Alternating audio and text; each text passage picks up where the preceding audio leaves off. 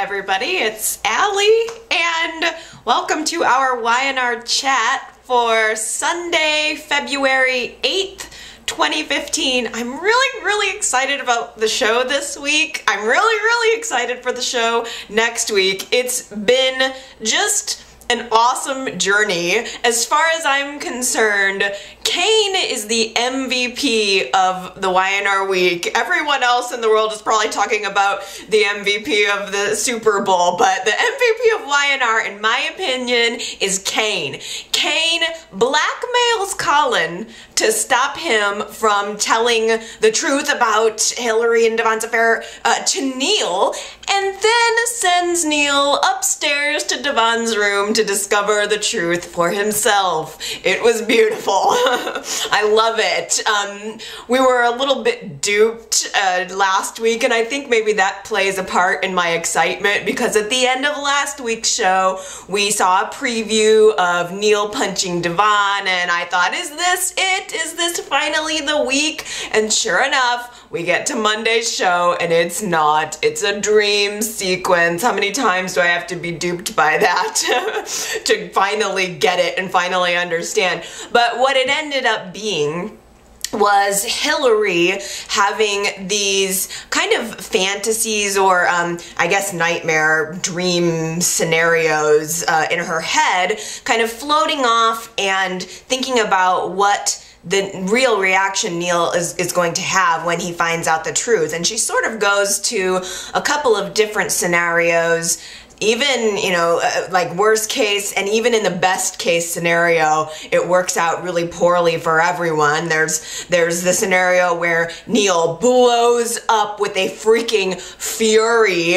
Christophe St. John was excellent. In every single one of those nightmare sequences, Christophe St. John was excellent. He's been given this really kind of crappy thing or storyline throughout the past couple of months, having to look like a fool and pretend to be blind, which I'm sure is not easy as an actor, but he really got some good meaty material this week, and I think he came out with a fury. I loved it. Even the scenario in Hillary's mind that was a best case, where Neil was totally accepting and said, you know, I knew there was a chemistry between you and Devon from the very beginning, so you go, honey, you be happy, just be happy. Even that scenario ended up with Neil taking a drink at the end. So in Hillary's mind, she knows that there's no good solution. There's no way that this is gonna come out and it's going to be a happy ending. Not for her, not for Neil, not for anyone.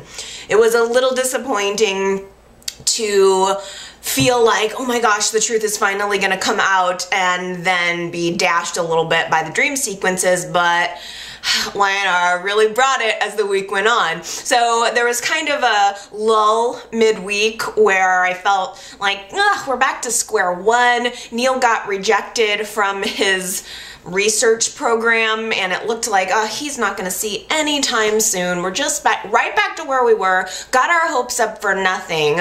But Hillary and Devon have a conversation aside where they say, okay, Neil's not going to be getting his sight back anytime soon, but we can't keep going on like this. There are way too many walls that are closing in around us. Colin, Kane, and our own guilt. So they decide together that we're going to tell Neil later. We're going to let him recover from this news that he was rejected from the blind study. Well, no, that's not right.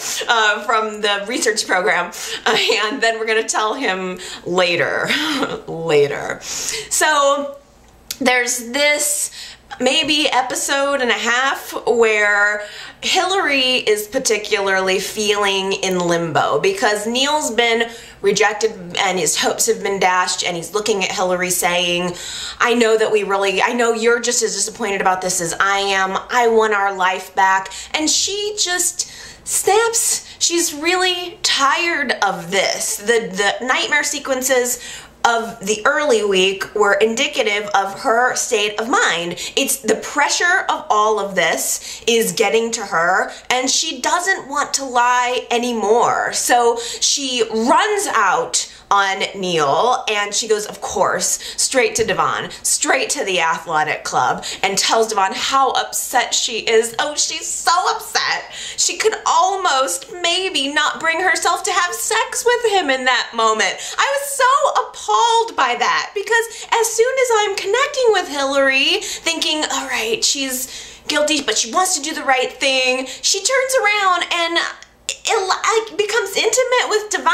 It felt so disrespectful, on top of weeks and weeks and months of deceit and disrespect. So she's in there sleeping with Devon. Yeah, that'll help your guilty conscience. Of course, Neil follows her right to the athletic club, or he doesn't necessarily follow her, he's looking for her, and he's asking Kane where on earth Hillary might have been. And now the walls are starting to close in on Kane too. He is in the middle of all of this. He's been in the middle of all of this for weeks and weeks. He's tired of lying to Neil. He's tired of lying to his wife. So Kane hears Neil asking where Hillary is.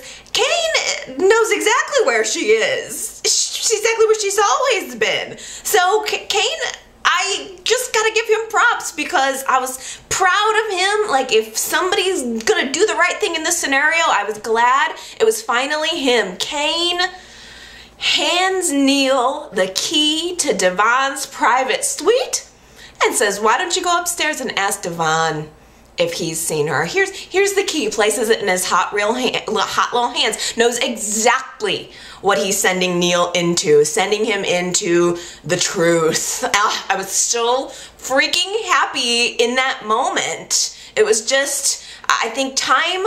It's just time. I think it was the right thing for Kane to do. He also kind of needs to deflect attention away from the fact that he's become complicit in the lie too, and it needs to be cut. It needs to be knocked off. So Neil gets in the private elevator, goes right on up to Devon's room. He's in the hallway outside of Devon's room, and he starts blinking his eyes, looking around, and all of a sudden he sees. He sees! How convenient. Can you imagine that timing? Almost unpredictable. And he's feeling around on the wall, and he comes to Devon's room, sees the room number right there, is touching on the door, and it just must be open. No. He uses the key, is what he does. He uses the key, lets himself right on into Devon, so excited, probably to tell his son that he can see again. Walks right on in the room and gets an eyeful. He sees everything. Oh, he sees it all. Finally, I mean, they're in the middle of sex. And Neil sees all. Ooh! That was good. I'm telling you guys, the look on Neil's face, if you go back and rewatch it, it was like he was so disgusted. He had this look on his face, almost like he was smelling something foul. That sense of smell probably should have kicked in a couple of months ago, but it was just, the look on his face was just, ugh. There's something foul in the air. The smell of betrayal and sex too. I mean, just his whole, what is this? I think, this is my prediction, I think Y&R showed us all of Hillary's nightmare sequences to show us kind of what would have happened. I think those were alternate reality scenarios just so that we could get the maximum out of this reveal, because I don't think we're going to see Neil blow up. I don't think we're going to see him punch Devon. I don't think we're going to see Neil stand there in the middle of that room and say, what is going on here? I don't think we're going to see, well, we may see, I'm not sure, but I don't think we're going to see him become the big alcoholic. I think we're going to see Neil slowly back up out of that room without a sound. Close that door behind him maybe walk out into the hall and begin to process, get in that elevator, go back downstairs, go home. And I think we're gonna see Neil continue to pretend to be blind, or to pretend to be blind for the near future. I think Neil's reaction to this betrayal is going to need to match the level of the betrayal. It's not enough just to get mad. Getting mad would be easy, and that's gonna happen no matter what. But I think Neil is gonna lie in wait and see and watch for himself. Finally, for the first time after all of these months, he's gonna sit back and see what's been going on in front of his face this entire time. Part of the catalyst for the big Kane's motivation, I suppose, to reveal this, or to light the fuse to get this secret revealed, was the fact that Colin makes one more attempt to extort money out of Devon. Jill is still trying frantically to pull together the money to buy Chancellor Industries, and she gives Colin carte blanche, says, you do whatever you gotta do to get the money. And I think we need to keep that in mind, because when the truth comes out about the fact that Colin was extorting Devon, Jill's gonna be so mad at Colin, but she also stood back, knew that whatever he was gonna do to get millions and millions of dollars was gonna be shady, and she said, you go ahead, honey. You do whatever you got to do. So Colin goes to Devon one more time, says, this is the amount of money I need and you're gonna give it to me. And Devon's tired of playing these games. He doesn't want to play into Colin's blackmail, so he calls Colin's bluff, and sure enough, Colin has got absolutely nothing to lose, so he calls a meeting with Neil, and I think Colin was very well prepared to tell Neil the truth about everything. But Devon knows Colin is a ticking time bomb. He goes to Kane and he tells Kane, your dad is, look, I am still seeing Hillary. Your dad is blackmailing me. That's where he got the money for the first part of the Chancellor fortune. I need you to calm him down. And Kane was really reluctant at first. I loved how Kane kind of said, oh, really? Now you want my help? I mean, after all of this, all you want is for me to help you cover up your dirty little secret, just like I've been doing all these weeks. You want me to continue to implicate myself in this? And he wasn't happy about it, but Kane has a realization that everybody seems to think Neil is made of glass, and Kane's realization is that Devon and Hillary need to be able to tell Neil the truth about the relationship, not hear it from Colin, which I kind of agree. I mean, that's a bad way to find out, but Devon assures Kane that we plan to tell Neil soon, so just help me disengage Colin and we will deal with this straight away. So Kane goes to the coffee house where Colin and Neil are in the middle of a conversation, and Kane slyly slips Colin an envelope. Inside of the envelope is a business card for Bonaventure. Flipped over on the back of it says, if you tell Neil, I'll tell Victor. Kane is awesome. I really like him again. I can't remember who said this, and it kicks, I'm mad at myself, but somebody said that I don't know if it was on Facebook maybe, that Kane is kind of giving a Mad Men vibe, even with his style, like his slick back hair and just sort of his in general vibe. I'm liking Kane so much right now. I mean, YNR brought him back from the dead and then sort of let him be dead a little bit. Like, he has, you know, he's been doing the family man thing and the you know, this low-key job at the athletic club, but I like getting Kane back in the mix. This is good drama. I'm really enjoying it. I again just was so impressed with the fact that Kane was like, hey, I'm a player too, and I'm also your son, so I've got a little bit of something up my sleeve too. So Kane definitely stops Colin dead in his tracks, and Colin decides not to tell Neil. Now, meanwhile, Devon goes to Jill, and he hands her a check to buy Chancellor Industries. That's the rest of the money she needs. he hands her over the money and says, here's the condition, you can have this, you can have Chancellor back, I'll give this to you free and clear, but Colin can have nothing to do with this company, which I thought also was a really nice checkmate. It was like Kane checkmate Colin, and then Devon did it, and Jill, the look on her face, she had a decision to make in that moment, and she made it. She just basically, without missing 2 beats, said, deal. Deal. She wants Chancellor more. But I think she also knew that given the same, she knows who she's dealing with. She knows who, is she married? Are her and Colin married? I think she knows, like, she knows who she's married to, and given the same situation, he would probably do the same thing to her. But it really backfired on Colin, and I was feeling him last week when he was being Mr. Man, and then this week I kind of felt a little bit sorry for him because he, revealed to Devon a little bit more about his motivation, that he actually really does feel like he was doing some of this for his family, that he wanted to get Chancellor Industries back because it meant so much to his wife, because it presented a leadership opportunity for his son. So, you can kind of question the methods, of course, but I think I sort of understood where his heart was. So I was kind of connecting with with Colin a little bit this week. The thing I was just thinking of is a voicemail that I received from Gary early in the week commenting about that scene between Devon and Jill. And Gary was asking, is this donation of Devon's considered the last of his money?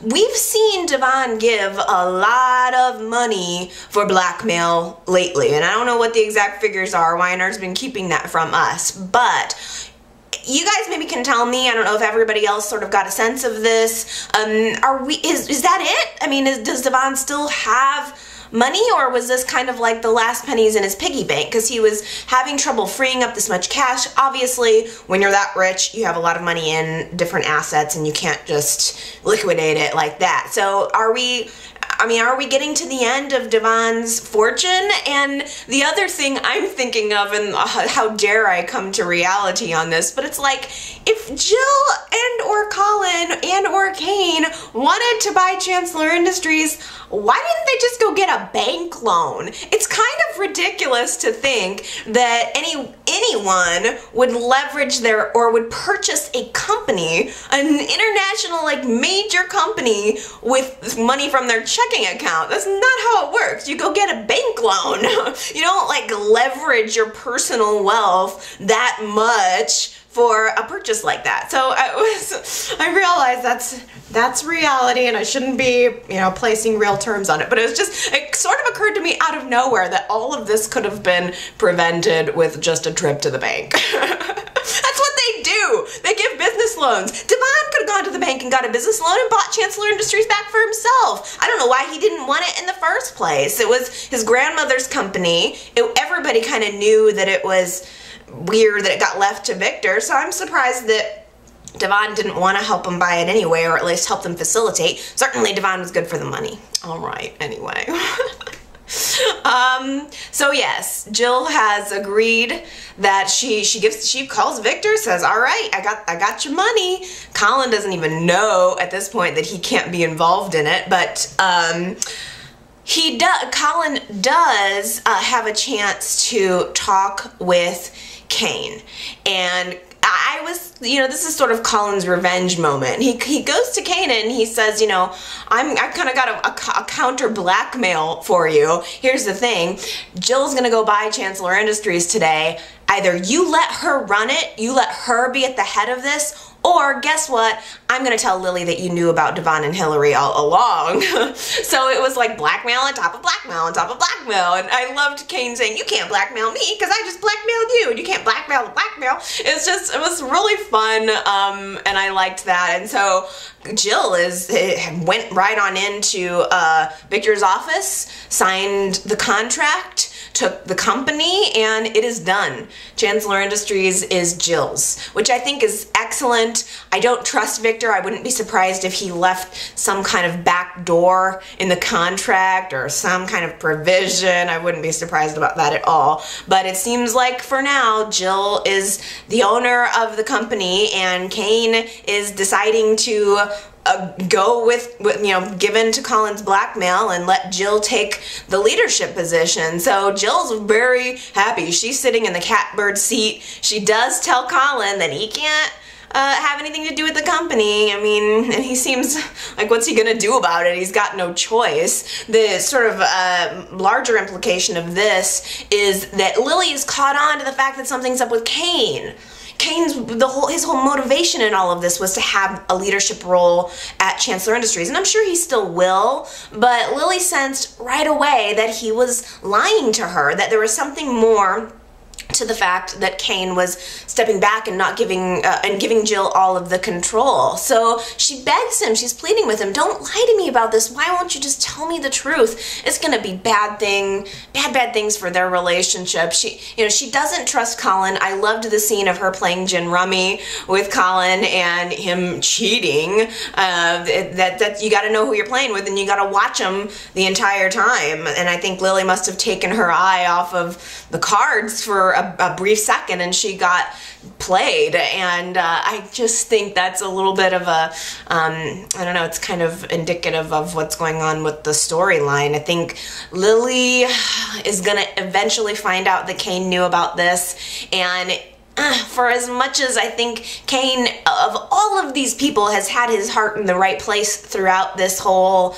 Devon-Hillary affair, I think he's gonna end up taking a large brunt of the blowback. I mean, what do you think? Is this going to destroy his marriage to Lily? How much blowback exactly will Kane take for all of this?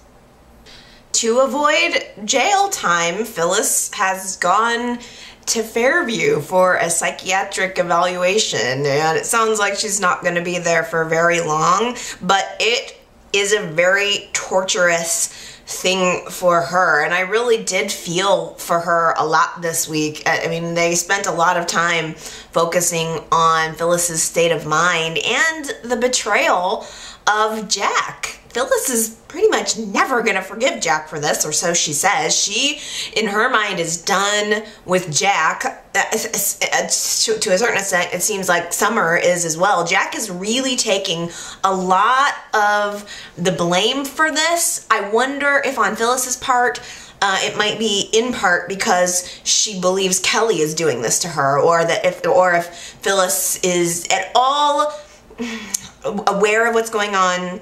If Kelly indeed did the poisoning herself, then Phyllis really does kind of have a point that Jack brought this upon her through his emotional infidelity and inability to stand by her to some extent.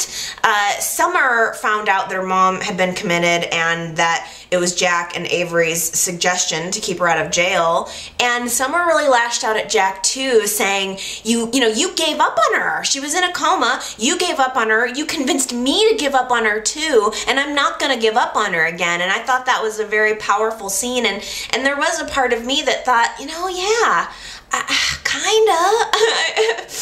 Yeah, Jack did sort of lead the cause of Phyllis isn't going to get better, we have to accept that. And then when Phyllis came back into town, she was very betrayed, especially by Summer. And I think Summer wants to please her mother very much. And I think Summer really carried the guilt for kind of giving up that hope on her mom. And so I liked that Summer was like, I can't believe you did this to her. Sent her to Fairview. Of all of the things that you could do to her, you did this. And I started to get it. It really started to sink in during the scene where Phyllis is in the room, she's furious, and the nurse comes in with a sedative. And I connected with Phyllis in that moment because I consider myself a very independent person, and I don't like anybody telling me what to do, and I certainly don't like anybody sticking a needle in my arm. So I was sort of in that moment with Phyllis, and I just thought, how hard would that be to be who you are and to feel confident in who you are and to be forced into a little room with a nurse and a needle. And knowing that my family did that to me would be so horrible. I don't know that I would forgive them either. And she's saying, she's lashing out and saying, how could they do this to me? I don't want to, please don't put this needle in me. I don't want to go back into my head. I was in a coma for so long. It's such a horrible sentence. And it seemed like of everyone, Summer was the only one who really kind of understood that. And I did appreciate it. I mean, ultimately, Phyllis did get the sedative and she sort of sunk into, a lulled feeling, which was just, it was just sad. Meanwhile, the conversation with Summer has sunk in with Jack. He heard everything Summer said, and he realized that he had been emotionally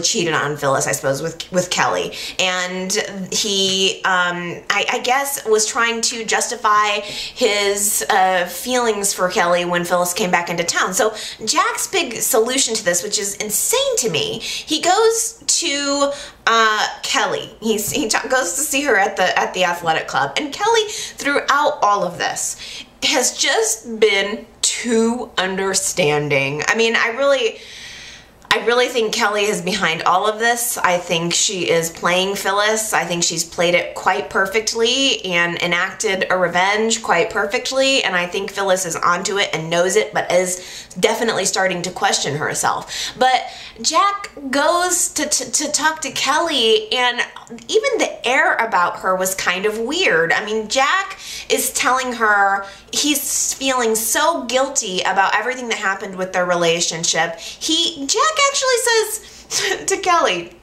that he basically never really loved her, that they never really had a real chance at a future together, which is not at all the vibe that I was getting at the time. I think Jack 100% was, even if he wasn't ready to move on 100%, he was ready to move on, and he was trying to move on. And I think that his feelings for Kelly were very real, and now that Phyllis is back and that his relationship with Kelly has backfired on him, I think he's trying to rewrite history and act like he didn't love Kelly when he did. And I thought it was really insensitive that he would go to Kelly and say all of those things that he said to her. It was so hurtful, and she just stood there kind of taking it, but then also there was like a wall up where Kelly didn't seem to believe anything that Jack was saying. Here he's saying, yeah,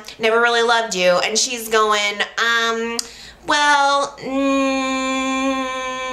I don't believe you. I think it really shows how delusional Kelly is too. I mean, he straight up said, we have no future. And Kelly goes, I don't know about that, Jack. I think she's completely going Patty on this whole situation. And there was a conversation between Kelly and Ben earlier in the week where Ben alluded to Kelly having fallen apart after her son died, after her marriage fell apart, that she fell apart to an extent where she had to seek mental help. So we've now established that Kelly is a little bit wonky. So if Y&R's kind of planting those seeds that she's capable of going a little bit wonky, then why couldn't she have orchestrated this entire thing with Phyllis? And I think that seems to be the truth. And meanwhile, it's really drumming up a lot of sympathy, for me at least, for Phyllis. I don't know if you guys feel that way or not, but she's lying in the hospital bed, having been sedated, and she's having these, nightmares, and she is stuck in her head. It's her very worst nightmare. And she looks off to her side, and who's sitting there at her bedside? Victor. He's found out from Summer that Phyllis has been committed, and he actually goes there to support her. For once, I don't know that this was about Jack or was about an ulterior motive. There was something about this meeting or this visit from Victor that seemed actually genuine and from a good place. Like, he was kind of giving her a pep talk saying, look, I know that you are down right now, but I think that you have the ability to come back from this. You're ruthless. You're Phyllis Newman. Just tell the doctors what they want to hear. I know you know how to do that, and you'll get out. We'll get you out of this. And it was very reassuring to her. And I think at first she was very standoffish, but I think it was what she needed to hear, just to know that anybody believed in her. And as Victor's walking out of her room, of course, he runs into Jack in the hallway, and Jack is fully in guilt mode, and he actually admits to Victor that, you know what you did was wrong, giving her all the drugs and everything, but the emotional letdown, that was me. And so it was kind of like, you know, Victor, he rubbed it in a little bit, not too much, but it was a very telling and very emotional scene. And from the previews of next week's show, I guess Phyllis is gonna get out of the mental institution and go live with Victor? What? She's gonna go live with, what is Nikki gonna say about this? She told Victor this week that she was gonna come back into the bedroom and sleep with him. He says, come back to the bedroom, baby. And she goes back, she's gonna move her things back into the guest room. I'm assuming that's where Phyllis is gonna stay now, so maybe we're gonna get a guest room set at the ranch. That'll be kind of fun. And there's a scene was in the previews where Jack comes to visit her at the ranch. Can you believe, like, of all the places that Phyllis could go to Victor's? That is just salt deep in the wound.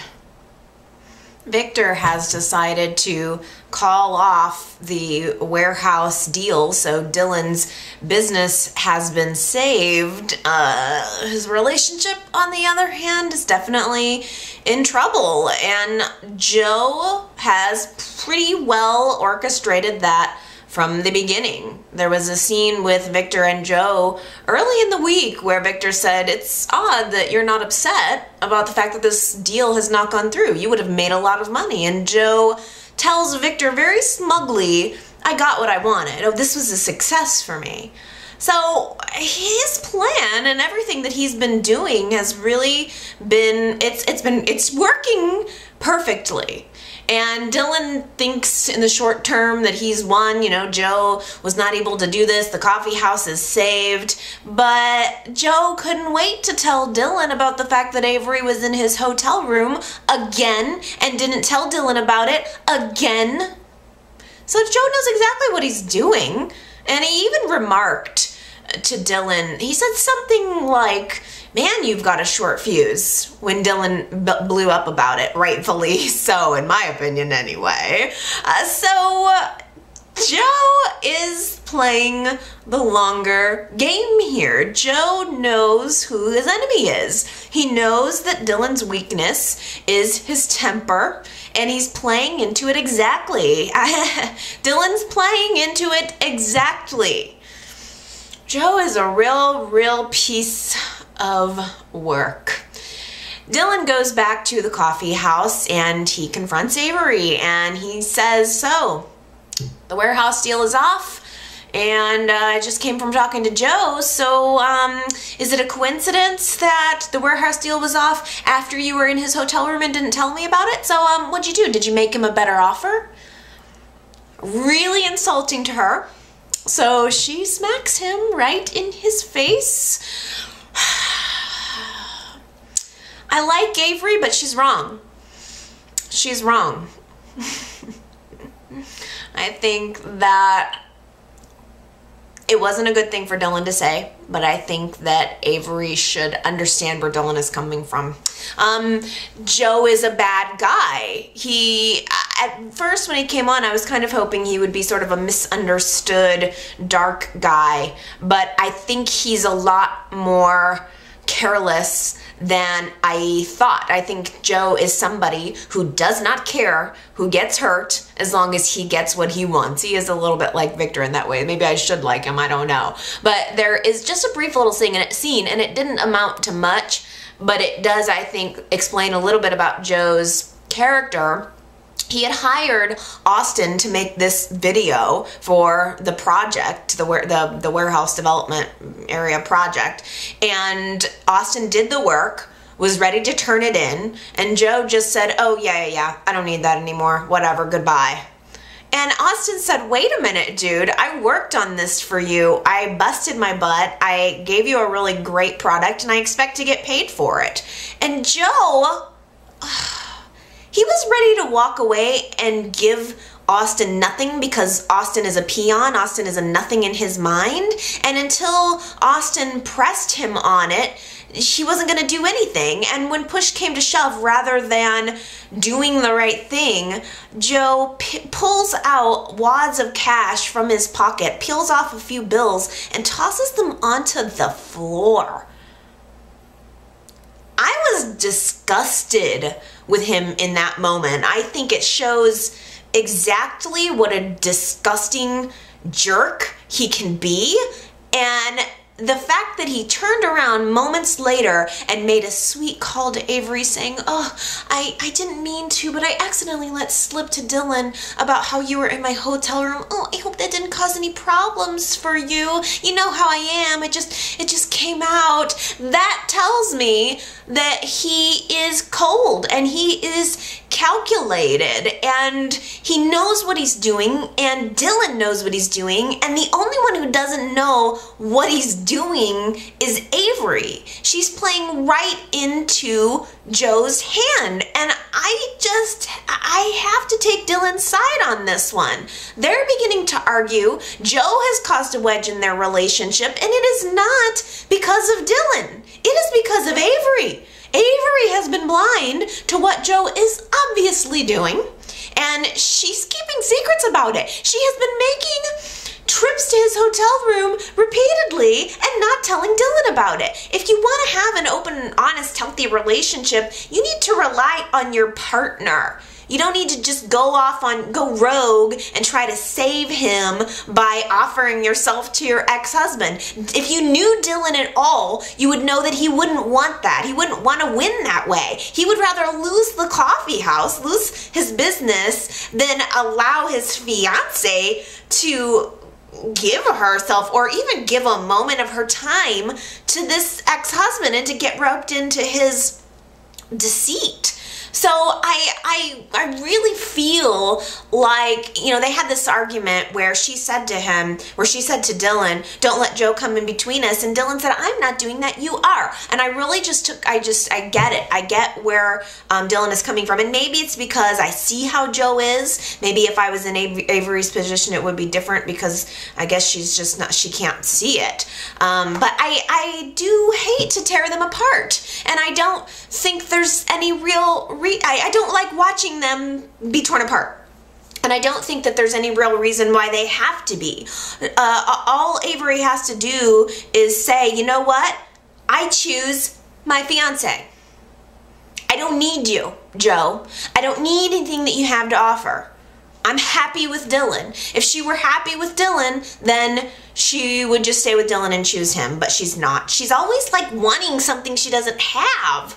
I really have liked Avery, but I mean, when she first came into town, she didn't have Nick, and so she wanted him. And then when she had Nick, she didn't have Dylan, so she wanted Dylan. And then now she's got Dylan, and she didn't want him, she wants Joe. So what do you want? You see who Joe is, and even just gauging Avery's personality, why would she want someone like Joe? I mean, yeah, he's giving her jewelry and being Mr. Romance, but their personalities aren't even anywhere the same. It's like insane to me that she would ever have chosen Joe in the first place, let alone now. So I just don't get it. I feel bad that she and Dylan are having these problems. They're gonna be having more problems, especially more. I mean, I couldn't help but notice this week during the Nick and Sharon trial that Dylan was very there for Sharon, and because he sees Sharon's point of view, and that's just gonna drive another wedge between Avery and Dylan, and it just makes me sad. And I'm almost kind of wondering, just based on those few interactions this week and the fact that Dylan is pretty much the only one who's really being super supportive of Sharon right now, I wonder if Y&R is moving us toward an Avery and Joe reunion and maybe a Sharon and Dylan relationship. Ugh. The trial. I almost don't know what to say about it. It's so exhausting. It's been so heartbreaking. It was just sad to watch all week. So Faith's custody hearing is here. Before the thing even started out in the hall, Nick is there and Sage shows up, which was completely inappropriate. Sage shows up saying, you know, I understand that the crux of the defense's case is that I was there supposedly naked in your house and Faith saw it. I'd love to testify on your behalf. And so I understand that Sage was trying to be helpful and well-meaning, but it was not helpful and she totally shouldn't have been there. And Sharon saw it and Faith saw it and it was inappropriate, and I don't think she was doing it on purpose, but it wasn't right. Sharon wasn't freaking happy to see her there. I had to laugh a little bit at various points throughout the trial because Sharon came dressed adequately breasty. If I was trying to prove what type of, you know, good, solid, stable mother I was gonna be, I probably would have chosen a dress with a little less cleavage. There were definitely times throughout the trial where Sharon was leaned forward on the table in front of her with plenty of breast. I don't know if the judge took that into his decision-making process or what, but maybe somebody should have coached her. Maybe a higher collar, maybe an updo, maybe giving an air of sophistication and responsibility as opposed to breasts. Oh man, I mean, not to say I wasn't with Sharon the rest of the way. Gosh, she was so pathetic and so sad the entire time, and I really felt for her. I think even before the trial officially started, Sharon was saying to Nick, all you have to do is say 2 words and all of this can go away. Joint custody. Just say it.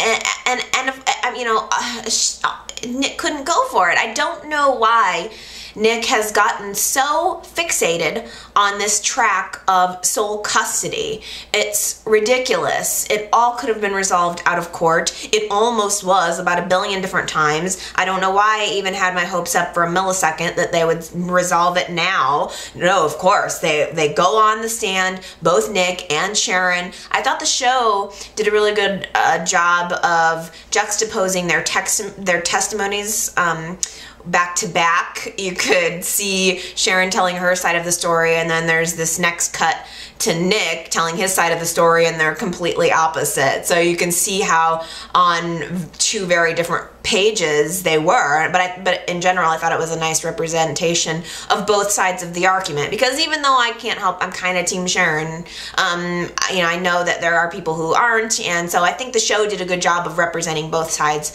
of the argument. It was hard to watch, especially Sharon begging Nick from the stand to stop doing this, to just stop this. You know, I need my daughter. It was not pretty. It was hard to watch.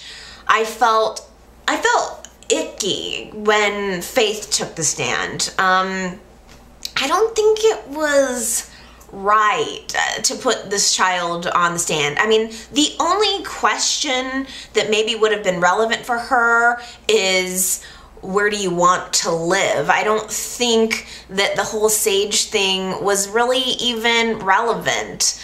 I mean, I guess if they were trying to portray Nick as being some philanderer or with naked women in his house, but that all completely fell apart. Faith said she didn't want to talk about the incident with Sage, and it was sad. I did think that judge was really nice, though. I kind of like that guy. He was being real sweet with her, and he was trying to make the situation a little more comfortable for Faith, but I just think it was wrong that she was there in the first place. It was Sharon's lawyer who I think put that whole thing into motion, and I think it was unethical. I just don't think a child should have taken the stand. I don't think either of the lawyers should have been able to question her. Nobody asked a question that was you know, really inappropriate or harsh, but lawyers don't care about the child. They care about winning the case. So I just thought it was, I don't know, I thought it was inappropriate that they were even questioning her. She clammed up when they asked her about the Sage thing, but all of the other Newman children got a chance to testify as well. Summer, Noah, blah, blah, blah, who cares?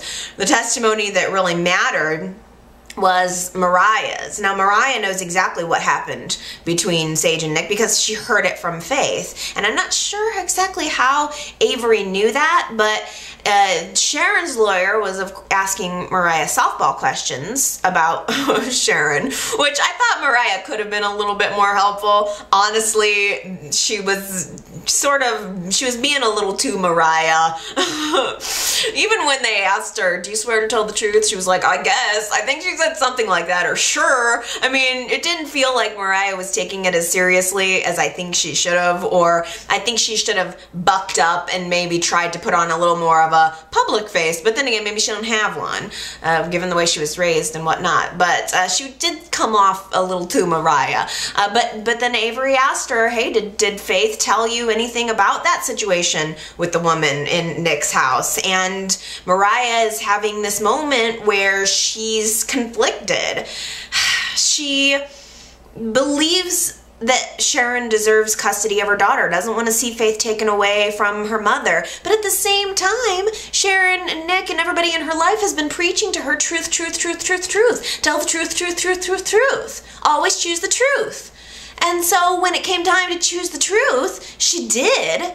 And Sharon was completely offended, completely destroyed, and there's a part in that I don't know if I missed something. I don't know, and maybe you can tell me. I don't know if Sharon knew that Faith had confided that in Mariah. Please tell me, because I'd really love to know, because I feel like that's a little bit of a missing piece. Was Sharon shocked to learn that Faith said that, or was Sharon aware and expecting Mariah to lie? Because the judge's decision comes in, and well, I mean, the Mariah testimony completely sent Sharon over the edge, by the way. I mean, she had a little mini fit in the courtroom, which did not help on top of everything else. And the judge's decision comes back, and of course, full custody goes to Nick. Of freaking course. I am just glad that they didn't drag that out, by the way. This whole court proceeding was 2 days. Thank you. Thank you, YNR. Because I don't know if you remember back in the old days, they would drag out a trial for a month. It was awful. Thank goodness this was at least done. It wasn't the verdict that what I was hoping for, of course. You guys have to tell me what you think about this. What's your reaction to the decision? Are you happy about it? Do you think it was wrong, right? Either way, full custody goes to Nick, and Sharon focuses a lot of energy on Mariah. She should have been mad at Nick. You know, I still don't feel like there's anything that came out in that trial that really showed Sharon as being an unstable parent. Maybe it was mostly her outburst that did it, but there is still a part of me that, just looking at the evidence, if I were a judge, I don't know that I would have awarded Nick full custody. I don't, maybe it was the outburst. He wasn't happy with it. Anyway, Sharon's lashing out. Instead of being mad at Nick, who's over there kind of experiencing a bittersweet victory, because there were many moments during the trial where Sharon's calling out to him saying, just stop this, don't take my daughter away from me, which I guess maybe also showed her desperation. She just should have stayed calmer, and maybe that would have made the complete difference, but Nick seemed not necessarily happy to win. Sharon was not happy to lose, and she was focusing a lot of the energy on Mariah, which was quite sad. Mariah said, you know what, and I think Sharon even said to her, well, why couldn't you just take my side? Why couldn't you just support me? Why couldn't you just tell the judge, you know, what he wanted to hear? Or there just seemed to me to be an implication of, why didn't you just lie for me? Am I wrong? Or was Sharon kind of expecting Mariah to lie? Which doesn't make any sense, and which also seems unstable to me. So I don't get it. I felt bad for Mariah in that moment because I don't think she wanted to, she obviously did not want to do it. And the confrontation between her and Sharon got so bad, Mariah said she was leaving the house. And Sharon was like, go ahead, I don't care. And Sharon feels in this moment that absolutely everyone in her life has betrayed her. And she doesn't, you know, so what does she need him for? So Mariah ends up saying she's going to move out. It's cool. She'll move in with Kevin. That'll be cute. We'll get to see some levity there, I suppose. Mariah feels wrecked in the fact that she wrecked the only family she ever really knew, and maybe Kevin will be there to help her pick up the pieces. I don't know who's going to be there to pick up the pieces for Sharon unless it's Dylan. It's so sad. It's so sad watching her. Gosh, after the trial, where does Sharon go? To Cassie's grave. That's where her family died, I think, in her mind. That's where the hope for her future died. And the scene of her hugging the gravestone, that was really hard to watch. She's having these flashbacks like of the wedding day, the last wedding day, where it was Nick and Mariah and Noah and Faith and her family was together, and I think she's thinking of the just few brief moments where she had it all. She almost had it all. And it got ripped away from her, and it's so hard to accept. She goes home, and she's again still thinking about the family and the betrayal, and she, you know, takes her arm and crashes everything off of the beautiful mantle over the fireplace, and then she like takes a picture of Mariah and puts that into the into the fireplace. I was like, ooh, that is a harsh. It was a good scene though, that they played this beautiful music over it. I was really feeling it. I was feeling the music. I was feeling Sharon's whole, just feelings. I was feeling her feelings, y'all. She's betrayed. She hates herself. She's disappointed in herself. She's disappointed in everyone else. And she just even said it in the courtroom. I have nothing left. Nothing. Except for Faith. You know, Nick may have won custody, but she's still Faith's mother. And now that Faith is like living full time with Nick, he's trying to sugarcoat the situation. I mean, there's not enough bubble bath in the world to make this little girl feel better about the fact that you just took her mommy away from her. So he's trying to make Faith feel comfortable at his house, but Faith ain't having it. She has this, you know, frightening nightmare, and Nick can't calm her down, and so he calls Sharon just as she's getting ready to light the fireplace, which, by the way, when she lit that match, she was thinking about another match she lit at the Newman Ranch. I thought that was so awesome that they tied that in there. That was good. Because she had a moment. That was like a fork in the road moment for Sharon, where she could have gone down the path of destruction. She could have burnt that whole house to the ground and walked away. Just walked out of the ashes.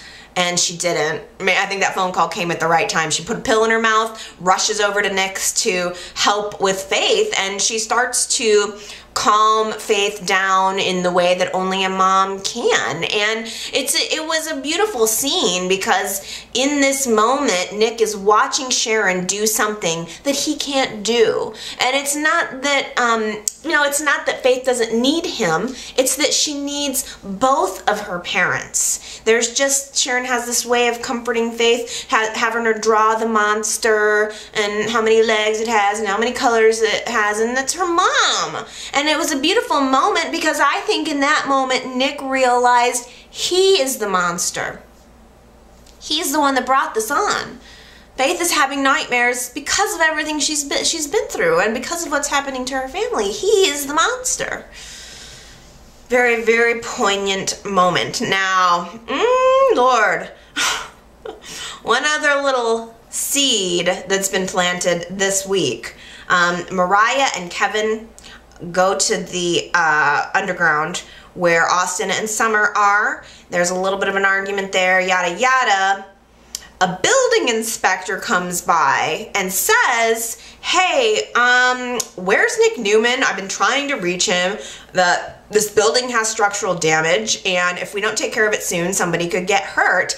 And the building inspector guy sees Austin there and says, have you been giving your boss these messages? So there's an implication that Austin has dropped the ball on this. So building inspector came by, left a message with Austin about something very, very important, and Austin did not relay that information to Nick.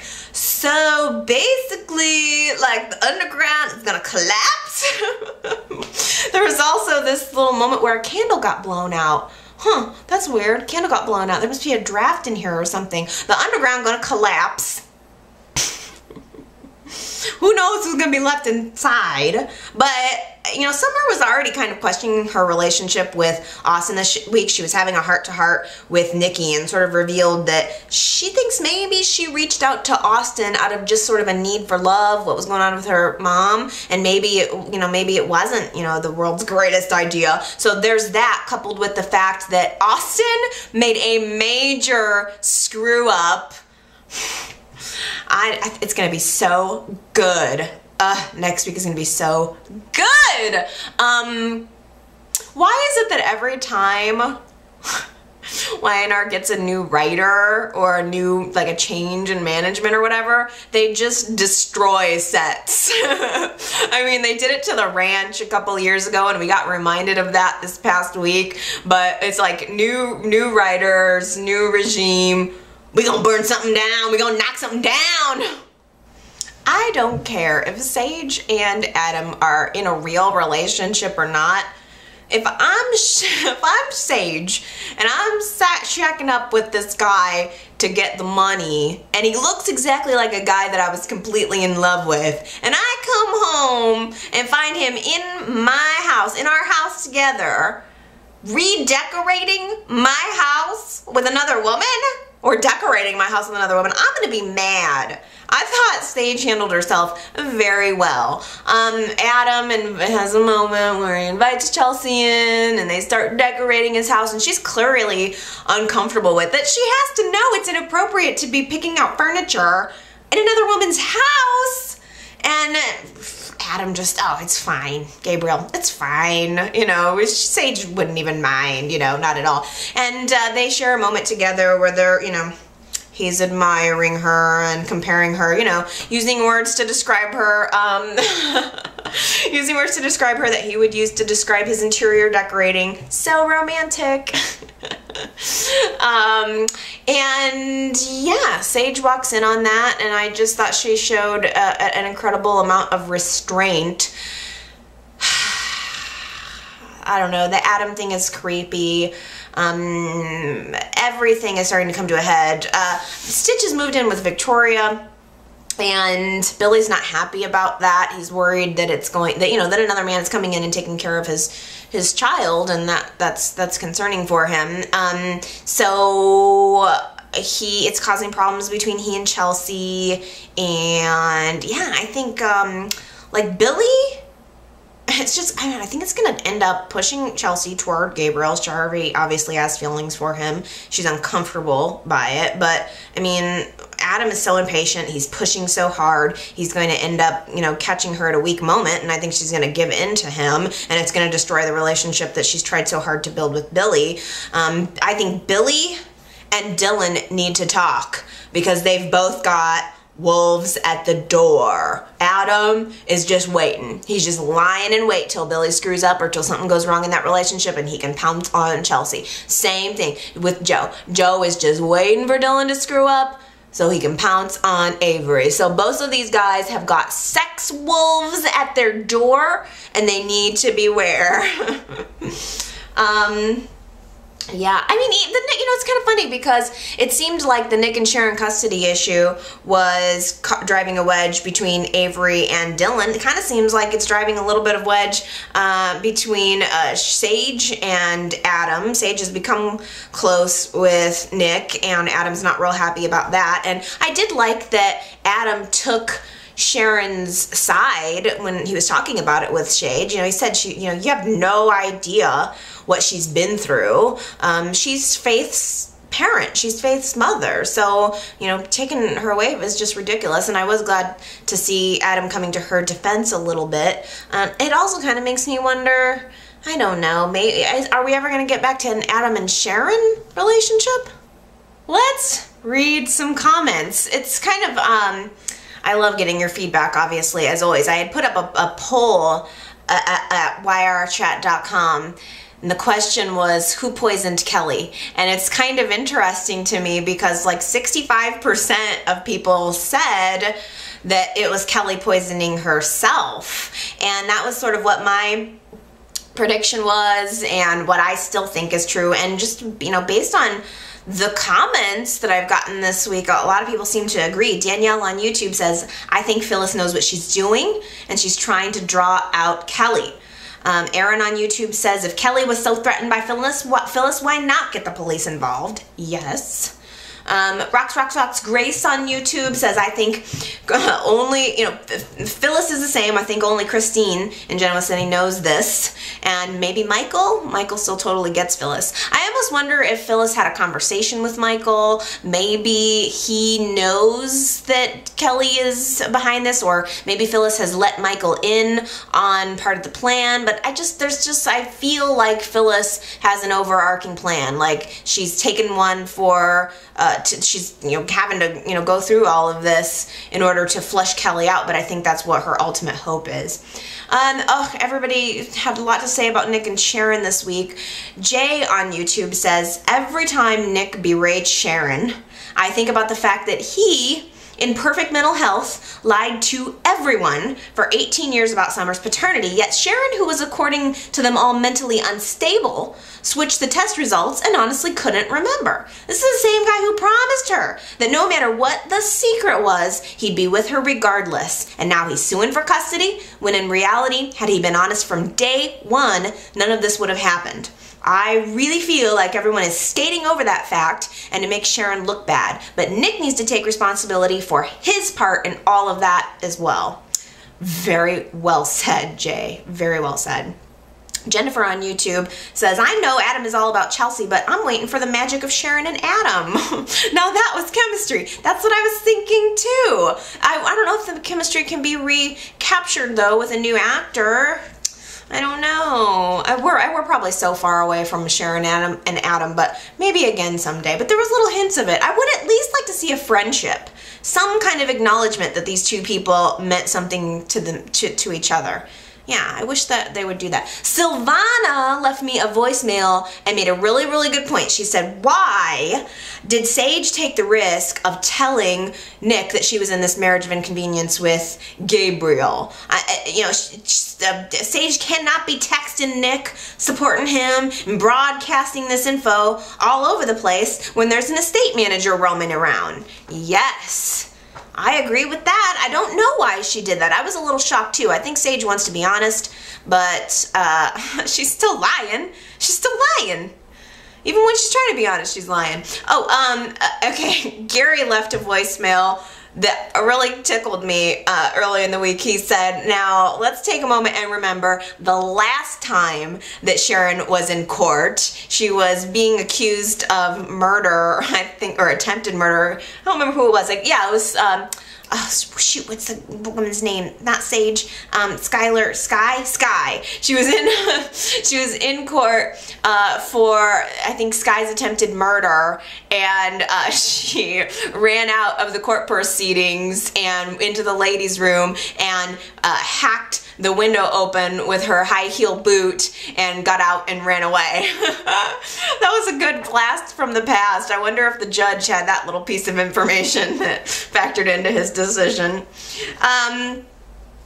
Kate on Facebook says, I have grown tired of the Hillary and Devon storyline, but Hillary's daydreams, or whatever you want to call them, was just enough to send me over the edge. They're both completely selfish, but justifying it with, I don't want Neil to start drinking. I don't want to hurt Neil. Which, by the way, Neil is going to get hurt regardless, whether he hears it through the grapevine or they tell him straight up. Those scenarios that were going through Hillary's head are proof that she knows it's wrong. She either needs to end the affair or her marriage, but enough is enough.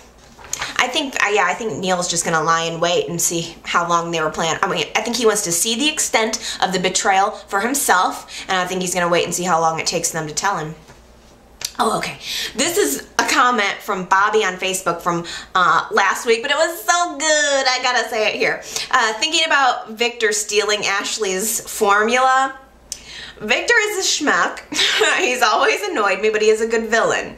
I think even though when Ashley stormed out of the office demanding that he return the stolen perfume, he should have said, "Well, what about my stolen sperm, Ashley? What about that? You hear me? You got that? You stole my sperm. I steal your formula. I never forget. Never." No, you have a good day. That was freaking awesome, Bobby, and I wish that Y&R would have actually done that because it's so true. Why didn't somebody think of that? You know, like, he stole Ashley's perfume, but she stole his sperm. Yes. Also, Bobby sent me the link to a preview video for the week of Valentine's Day. So I guess next week, oh my gosh, it was incredible. You guys just gotta like Google it or whatever. It was in this preview. They called it like a Valentine's to die for. They showed the underground basically collapsing, a bunch of people in the, I gotta go back and watch it about 100 more times, but a bunch of people in the wreckage or the rubble of the underground. I think I saw Victor doing CPR on somebody, and everybody's covered in soot and dust and whatever. The underground's gonna collapse, and anybody who's in it is gonna be in this. And then there's also a fiery plane crash, like Jill and Kane, and I assume Colin. Like, I don't know if maybe like everybody in those storylines are gonna be headed off to some Chancellor business or something, but there's gonna be some fiery plane crash, and like Lily's missing and Kane's looking for her. Whoa, you gotta see this preview. Ugh, I can't even believe how good this is gonna be. It's like, it kind of reminds me, like, again, the second a new writer takes over, they just go set crazy. But then again, it's February sweeps, right? So, or is it March sweeps? I never remember that. But it's getting to be around sweep season, so this has got to be that. But yeah, a new writer comes over and they just like do new sets and do crazy things. It kind of reminds me of the time, wasn't there like a fire or something at the athletic club, maybe before it was the athletic club? Like something collapsed and Jill and Catherine were stuck underground together, and wasn't Adam presumed dead or something? It seems very similar to things we've done before. Like, that just must be an old trick out of the Y&R handbook, like the building collapse and the fire, and you know, it's just, there must be a list of like a dozen doable disaster scenarios for daytime. But I don't care. I saw that preview and I was like I couldn't believe how good it looked. Next week is gonna be so exciting. It's gonna be like a Valentine's massacre, only miraculously no one with the last name Newman, no one with the last name Abbott will actually be hurt. It'll be on the Genoa City News at 9, where they're saying a plane crash killed 300 people today. Victor Newman walked out alive, barely unscathed. He had a few scratches, but he's fine. Okay, everybody, stay tuned for next week's show. It's gonna be really, really big. And, okay, leave me comments. Let me know what you're thinking about all this craziness. You gotta let me know what you think about the whole Neil thing. I know you're gonna let me know what you think about Nick and Sharon, so don't be shy. Leave me some comments. You can leave text comments where you're watching this. If you're watching the video, you can go to yrchat.com and leave comments. You can go to Facebook, Twitter. You can call the voicemail at 309-588-4569. There's about a bajillion different ways to leave a comment, and I want to hear it. Don't hold back. And next week too, it's gonna be so good. I'm really looking forward to next Sunday, so I can't wait. I'll see you guys then. Bye.